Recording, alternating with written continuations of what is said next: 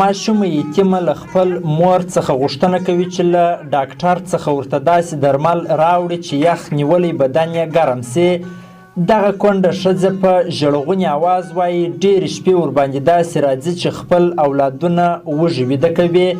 بې سرپرسته ښځه وایي خاوند یې کلونه وړاندې په خاص روزګان ولسوالۍ کې د جګړې پر مهال وژل سوی او دا د خپلو یتیمو ماشومانو سره مرکز ترینکوټ ته راکډه سول.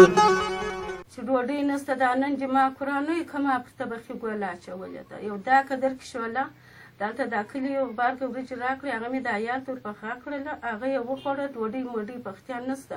بیا هم که زه چیرې وړې څوک راکړي زه ځای نه لرم چې زه پخه کړم زه درته مې خوا کړم زه په چاره وم سړی مې مړ دی. موره دغه اولادونه دي چیش ورکوي چیش خوري؟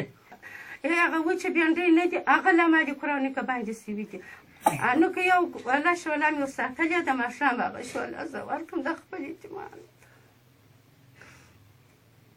په دغه یخ کې به نو زه څنګه ژوند وکړم. یا د کونډه ښځه له ورښتونو څخه ځکه ستړې سوې ده چې د یتیمو ماشومانو یخ کیږي او د ګرم ساتلو لپاره څه نه لري. دغه ښځه وایي د موسساتو مرستې پر خېښ او خاله ویشل کیږي او تر دا مهاله یې هېچا هم لاسنیوی ونه کړی. هغه وایي یو بچی یې مړ سوی او په مرګ یې ځکه خوشحاله ده چې له روزنې څخه یې خلاصه سول. دغه ښځه د خپلو پاتو 5 یتیمو اولادونو راتلونکي برخلیک ته خفه ده او په وینا یې چې ساتل یې اوس له توانه پورته خبره ده.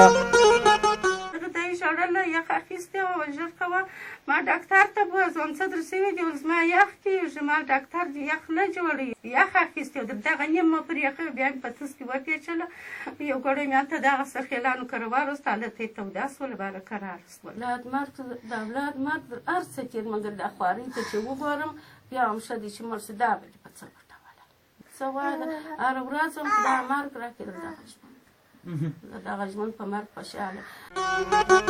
روزګان کې د روانو جګړو له امله د دغې کورنۍ په څېر یو شمېر نورې کورنۍ هم بې سرپرسته سوي او د ژمي په رارسېدو سره په بد وضعیت کې ژوند کوي. احسان الله ولسمل، میلمه راډیو، روزګان.